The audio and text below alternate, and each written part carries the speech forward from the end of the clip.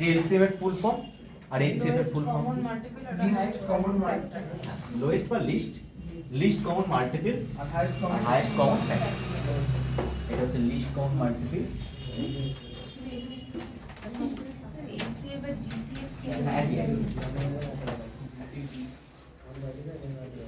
এটা হচ্ছে highest common.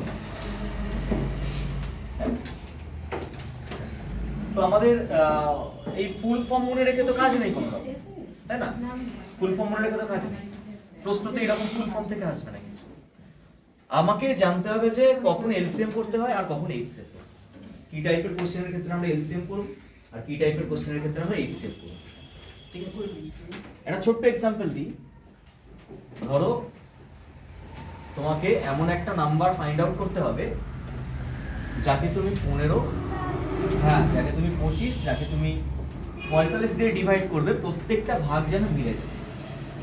ঠিক আছে, বলছে এমন একটা তোমাকে নাম্বার এখানে লিখতে হবে যে নাম্বারটা লেখার জন্য তুমি 15, 25 আর 45 দিয়ে ভাগ করছো, প্রতিটা ভাগ মিলে যাবে। তখন আমরা কি করব? 15, 25 আর 45 এর লসাগু এলসিএম। ঠিক আছে, এলসিএম করে দেখবে কত আসবে। 225 আসবে, 225 আসবে। ঠিক আছে, 45 ইন্টু 5 মানে 225। এটা তুমি 9 দিয়ে গুণ করলে 225 আসবে, এটার সাথেও তুমি 15 গুণ করলে কি চলে আসবে? 225। তো আমাকে বলো এখানে কি শুধুমাত্র একটা নাম্বারই পসিবল 225, আর কোনো নাম্বার এখানে পসিবল না ভাগটাকে মেলানোর জন্য?